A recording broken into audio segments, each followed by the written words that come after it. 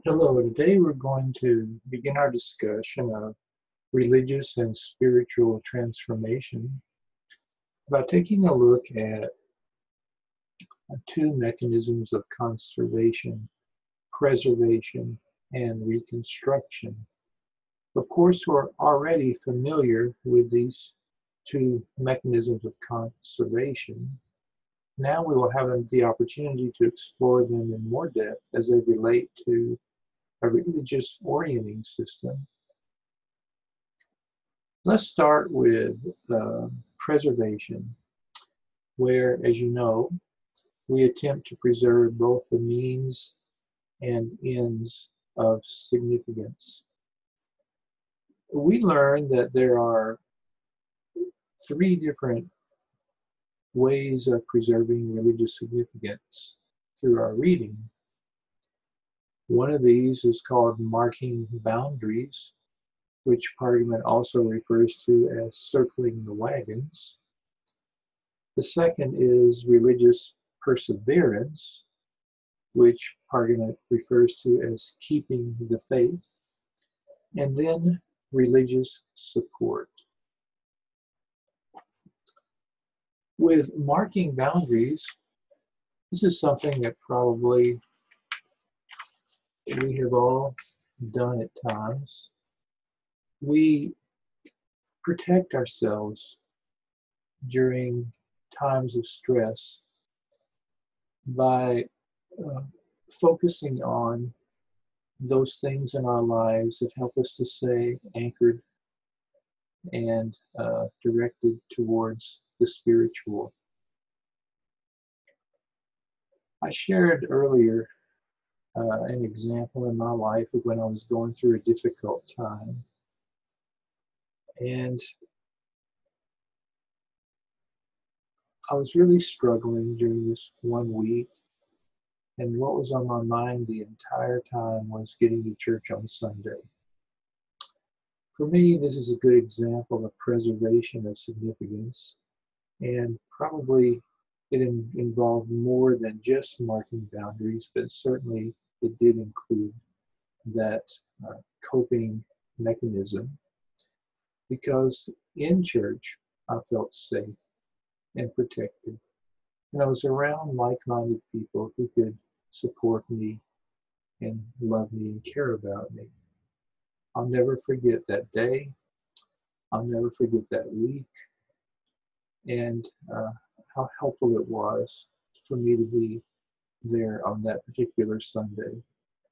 And I often think about that when I'm in church and realize that there may be other people sitting in church on any given day who are going through something similar to what I was going through at that time. So maybe even without knowing it, I can be a source of comfort for them. There's a very compelling example given in our book of marking boundaries or circling the wagons. It has to do with terrible murder-suicide, mass murder-suicide that occurred in Jonestown, Guyana, in South America in 1978, when the members of a religious cult there all died, over 900 of them at one time. These are people who went there from the United States to follow Jim Jones, who was the leader of this cult. And after the deaths of all these people, an effort was made to bring them back to the United States for burial, but many people in the United States did not want them back because they thought that they would be contaminating our soil because they died through poisoning. And they just didn't want them back in our country. So this was a kind of circling the wagons, a kind of marking boundaries that occurred in that rather a dramatic situation. Another kind of preservation of significance involves um, religious perseverance or keeping the faith. And this is just when we keep on keeping on, in a sense, when we're going through difficult times. We do what we have always done, but maybe even more so, in order to be able to persevere religiously when we're going through difficult times. It might involve prayer. It might involve forms of worship. It might involve reading the Bible. But we just keep doing what we were already doing, in a sense, to help ourselves get through a difficult time.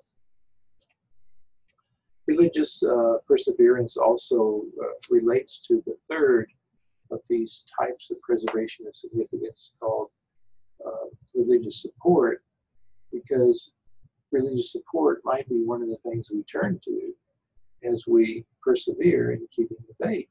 So you can see how all three of these marking boundaries, religious perseverance and religious support, overlap.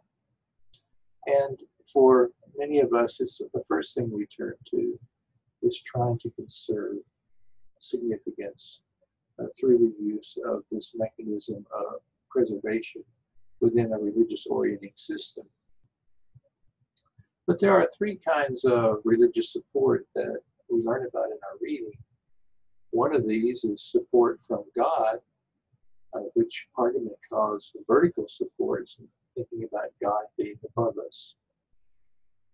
The second is support through religious literature, such as the Holy Bible. And the third is religious support through our relationships with other people, which Pargament calls horizontal support. In thinking about interpersonal religious support, I'm reminded of the work of Martin Buber that we talked about earlier, whose idea was that we can come to know God better through our relationships with one another and the sacredness that can characterize loving, caring relationships.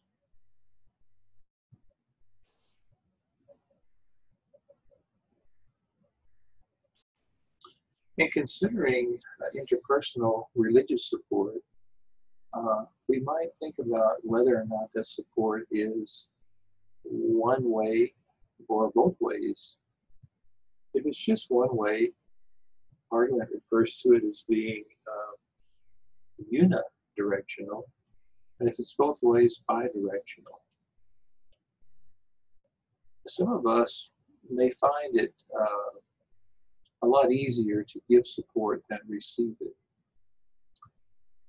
We may be more of a unidirectional kind of person in that way. But of course, we all need to learn how to be on that receiving end of support as well as giving it to other people. And some people believe that one of the reasons why pastors sometimes struggle with burnout in their work is because they are really great at being there for other people, but it might be hard for them to allow other people in to support them. But that could be true of any of us, regardless of the type of work that we do. In thinking about religious support, I'd like to share with you a quote from our book that has come to mean a lot to me. This is a quote from a book written by Harold Kushner that is quoted by Pargament.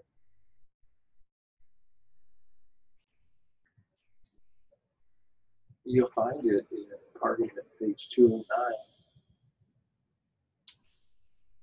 Kushner says, "We turn to God and He renews our strength so that we can run and not grow weary, so that we can walk and not feel faint. The man or woman who turns to God is like a tree planted by a stream. What they share but the world is replenished by a source beyond themselves so that they never run dry. Also in argument, we learn about an individual who was imprisoned in a concentration camp during World War II, who showed religious perseverance, that is, keeping the faith, by continuing to pray daily in an effort to help himself get through the terrible ordeal that he was faced with. Quoting from Argument, this is on page 206. In one of the various camps in which he stayed, there was a vast open pit in which they used to bury the people who were killed. In that pit, he found a quiet corner where he could pray regularly.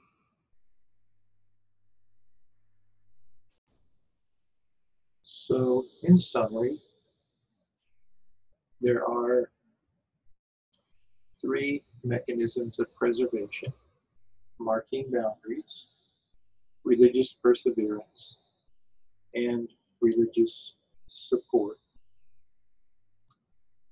So I'd like to ask you to think about a time when you persevered religious significance, when you preserved religious significance, when you may have marked boundaries or sought religious support, when you can serve both the means and ends of religious significance. I'd like to ask you to think about that, to reflect on that. And if you would like, you could share that reflection in your journal reflection with me.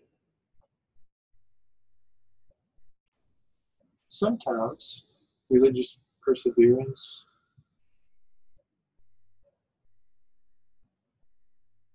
or marking boundaries or seeking religious support may not work effectively for us. Sometimes preservation may not be possible, or in some situations, maybe not even prudent. Perhaps the religious orienting system we have is not helping us in the situation. Our old solutions are no longer working. The worst, maybe they've even become a part of the problem. And preservation does not provide relief. So when this happens, we may end up changing the means of significance, the religious means of significance. We transform our means, in other words. And of course, as we already know, when we do that, we are engaging in reconstruction. So we learn about 3 different kinds of reconstruction of significance within a religious orienting system kind of framework: religious switching, religious purification, and religious reframing. So let's talk about those a little. These are all types of reconstruction of significance: religious switching, religious purification, and religious reframing.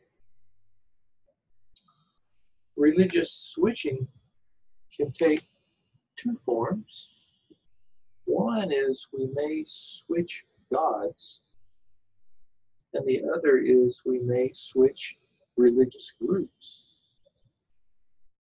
Switching gods often involves returning to a more loving God, I love the case of Laura in our book. You'll find it on page 214 in part of it. So Laura grew up in a family situation where, in part because of the nature of her relationship with her father and the church she attended, she developed a view of God that was rather harsh. She didn't really see God all that much as a comforting God, but more as a wrathful kind of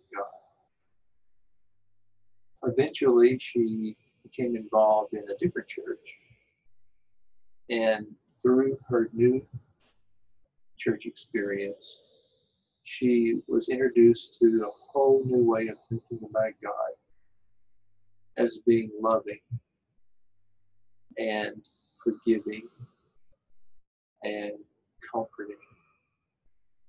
And for Laura, this made a huge difference in her life. And she was able to switch gods and turn to a loving God. Laura came to refer to God as her Papa, her new father. And she said that God, this new father of hers, never falls short of expectations. He fills a gap in my life that my family and friends can't. It's okay to screw up. God will still love you anyway, she said. So now, with this new understanding of God, this new view of God, her ability to turn to a loving God, God is a constant, sustaining, supportive presence in her life. So we can see how she transformed the meanings of significance by coming to understand God in an entirely new way. I love this quote in our book by Packer, talking about this idea of switching gods. He says, "The thought of our Maker becoming our perfect parent is a thought which can have meaning for everybody, whether we come to it by saying, I had a wonderful father and I see that God is like that, only more so, or by saying, my father disappointed me here, here, and here, but God, praise his name, will be very different. Or even by saying, I have never known what it is to have a father on earth, but thank God I now have one in heaven." Soon, we're going to be considering the psychology of religion from a developmental perspective.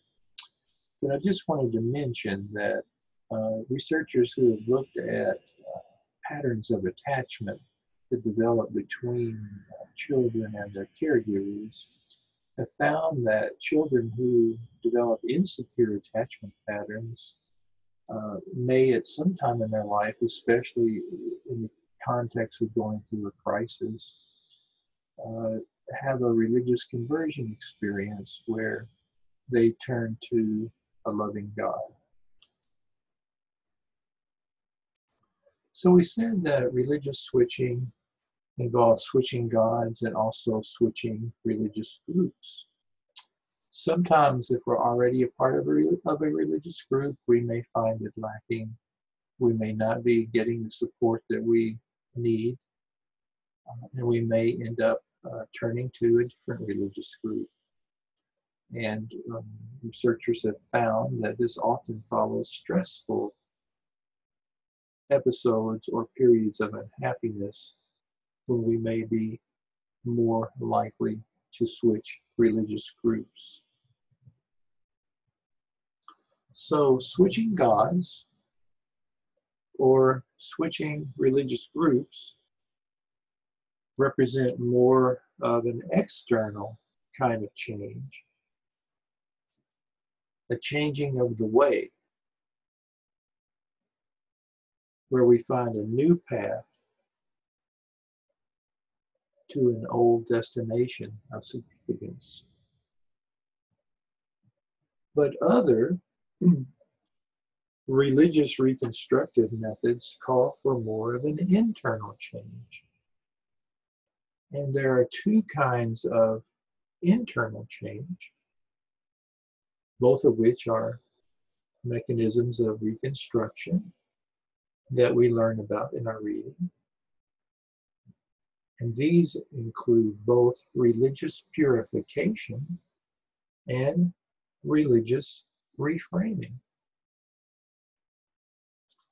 So with religious purification, we are returning to the sacred. And this often follows some act of transgression that comes between us and our relationship with God. It undermines our relationship to the sacred.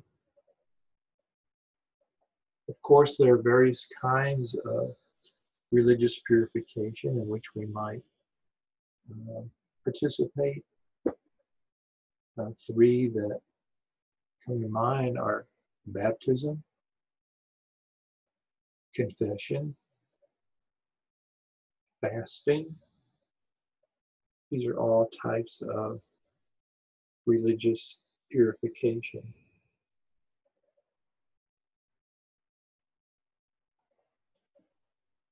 Religious purification rituals vary in form, but they share a common function, and that is to reorient the individual to the sacred. You may recall when we began our discussion of the psychology of religion, we looked at the difference between psychology and religion. And we actually broke down the word religion and looked at it. And looked at how, of course, re means again, and religion comes from Latin that means to bind or join. And we looked at how religion really means to join again, or bind again, connect again. And we considered how throughout our lives, if we are trying to live a life that is a religious life, that we may find ourselves disconnected from God, and how sin is what gets in the way. So here we're looking at how religious purification activities, rituals, can help to return us to the sacred. The other type of reconstruction that we learn about is religious reframing. And with religious reframing, basically what we're doing is we are reconstructing our beliefs. If you recall, when we learned about reconstruction earlier on, we considered how some of the means toward significance include thoughts, feelings, actions, and relationships. So thoughts have to do, of course, with our beliefs.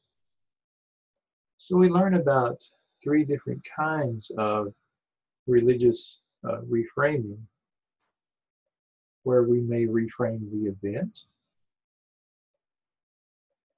the person, or the sacred.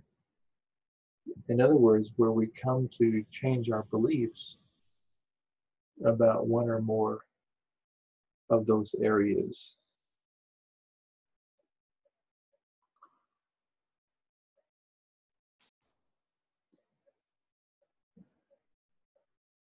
We often struggle with questions about why bad things happen.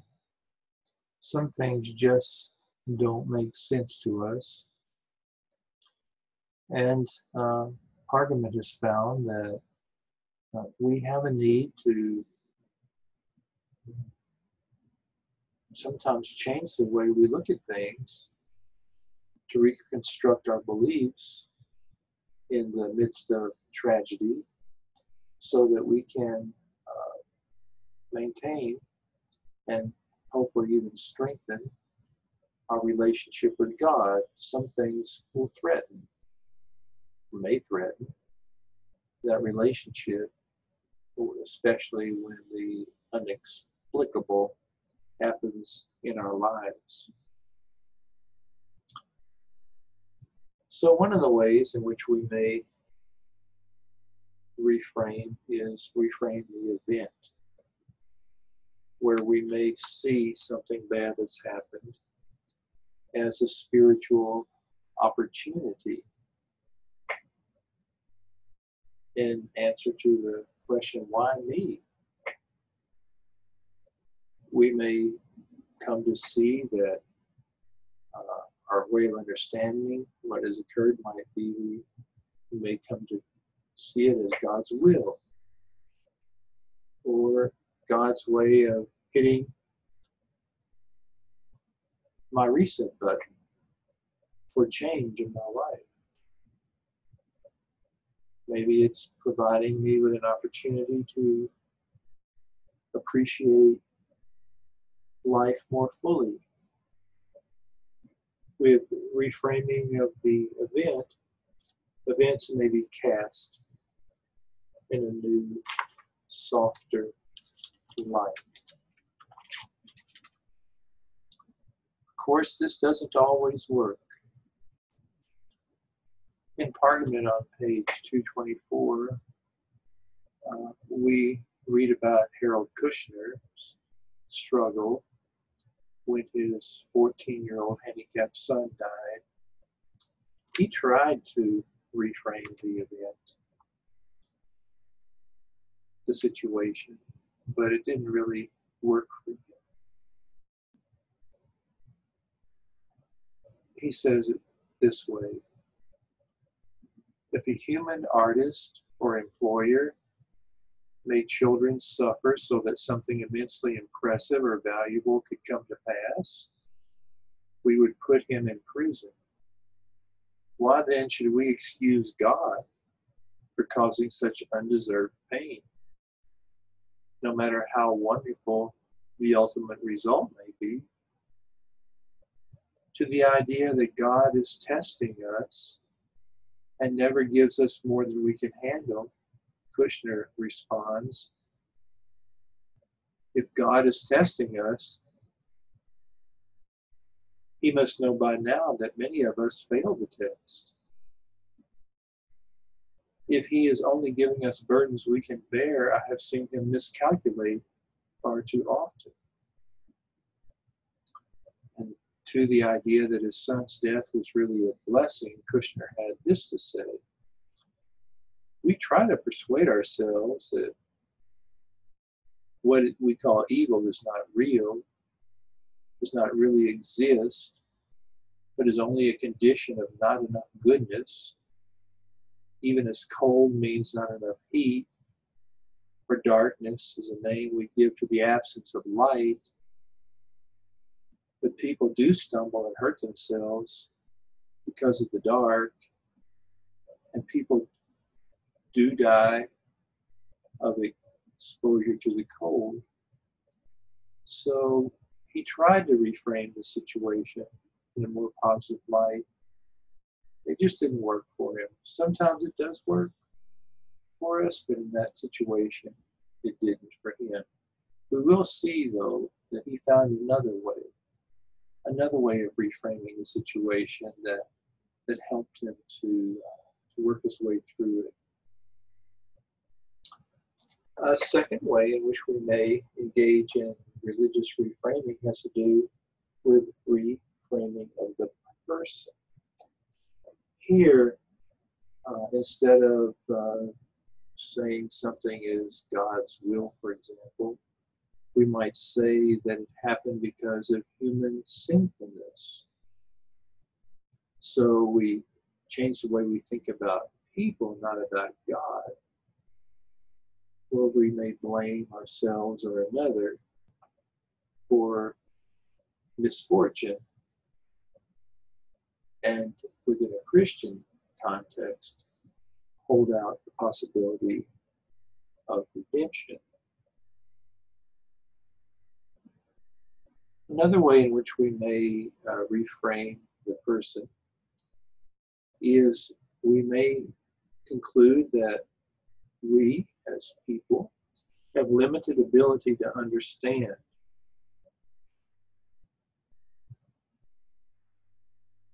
We may make sense of a crisis by coming to the conclusion that it's more than I can understand. It goes beyond my human capabilities to understand, and to get to a place of acceptance about that and realize that some problems remain a mystery.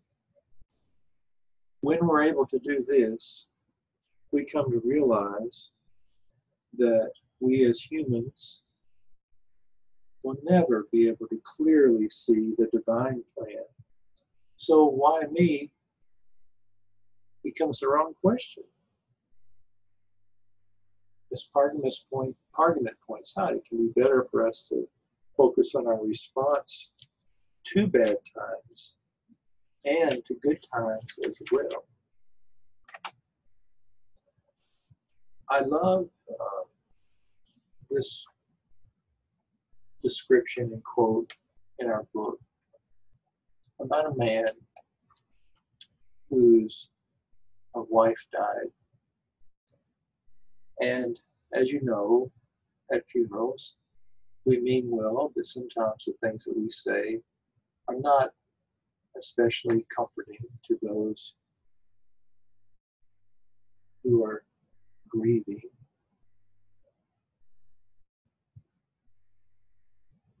So at his wife's funeral, this author, Krauss, was asked by a young man why God had taken her away. And Krauss responded this way: "You know, I never asked that question. That's a question a shattered heart asks. These are the questions to ask. Was her life rich? How many lives did she touch? Did she take her joys humbly and gratefully? Did she meet her sorrows courageously? Was God present? Who can doubt it?" You'll find this quote on page 226 of Pargament. And finally, we may reframe the sacred, where we see something bad that's happened as a result of the act of a punishing God, that the devil's doing, or a limited God. It is rare for people to reframe in a way that results in their defining God in punitive or punishing terms.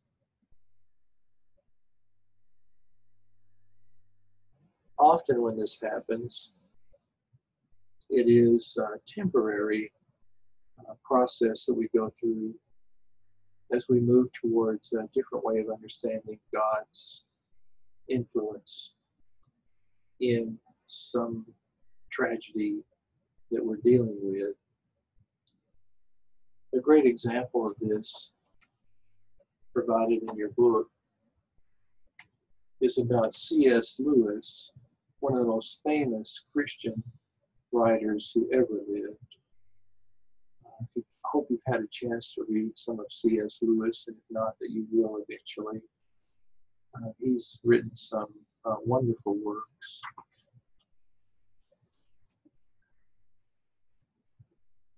So he didn't get married until rather late in life, middle age.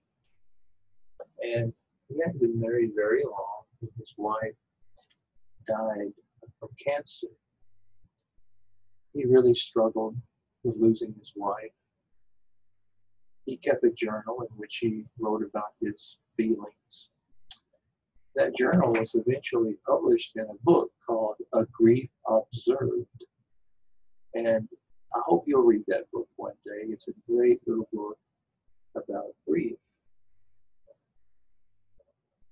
So he felt angry with God at times as he was grieving the death of his wife.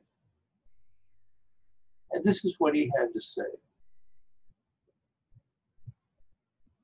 What chokes every prayer and every hope is the memory of all the prayers H and I offered and all the false hopes we had. Step by step, we were led up the garden path, time after time, when he, God, seemed most gracious.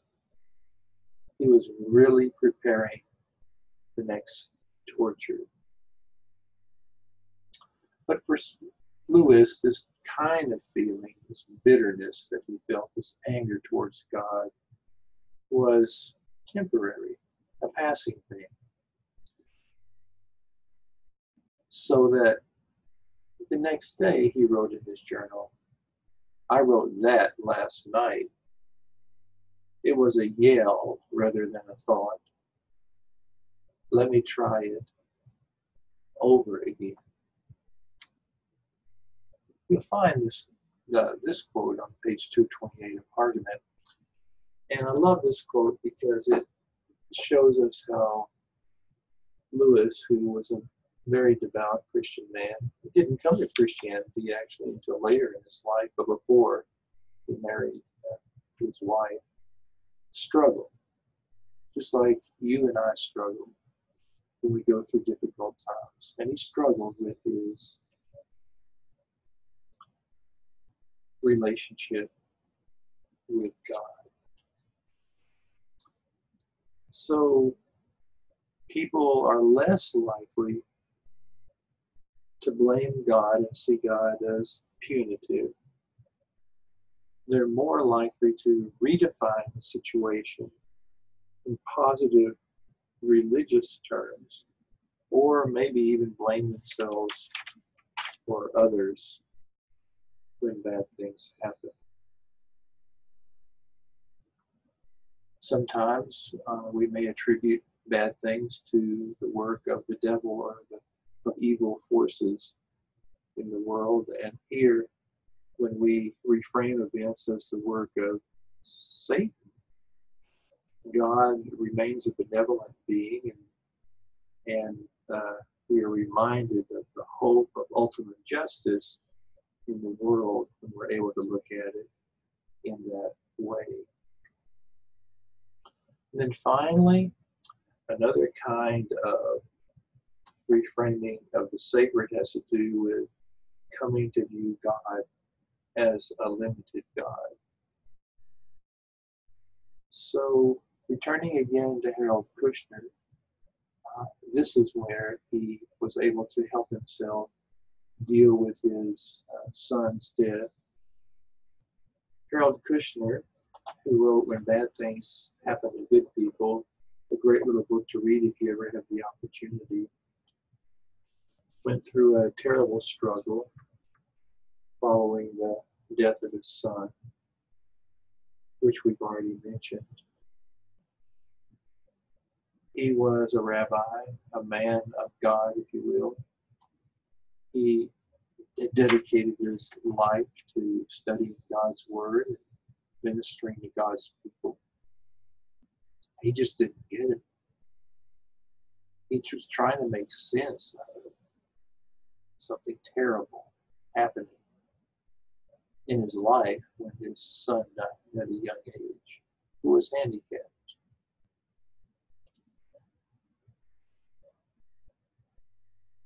This death of his son took him on a spiritual journey where he went back and reread the book of Job and really struggled in trying to come to some place of peace and to hold on to his relationship with God through all of his pain following the death of his son.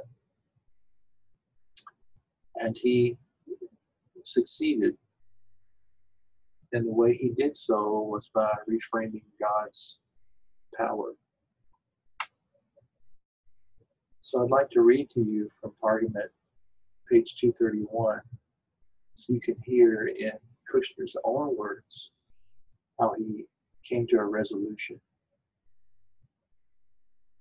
I believe in God, but I do not believe in the same things about him that I did years ago when I was growing up or when I was a theological student. I recognize his limitations. He is limited in what he can do by laws of nature and by the evolution of human nature and human moral freedom. I no longer hold God responsible for illnesses, accidents, and natural disasters because I realize that I gain little and I lose so much. When I blame God for those things, I can worship a God who hates suffering but cannot eliminate it more easily than I can worship a God who chooses to make children suffer and die for whatever exalted reason. Because the tragedy is not God's will. We need not feel hurt or betrayed by God when tragedy strikes. We can turn to him for help in overcoming it. Precisely because we can tell ourselves that God is as outraged as we are.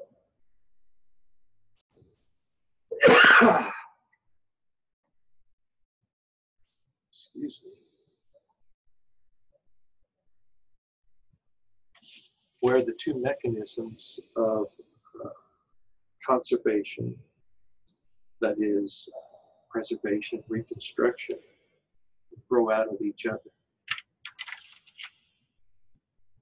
So I'd like to ask you to think about a time when you reconstructed religious significance, when you transformed the means while conserving the ends of religious significance, that you might write about in your journal. And if you'd like to do that and share it with me, I would love to read it. It's up to you. Well, thank you. I look forward to talking with you again soon.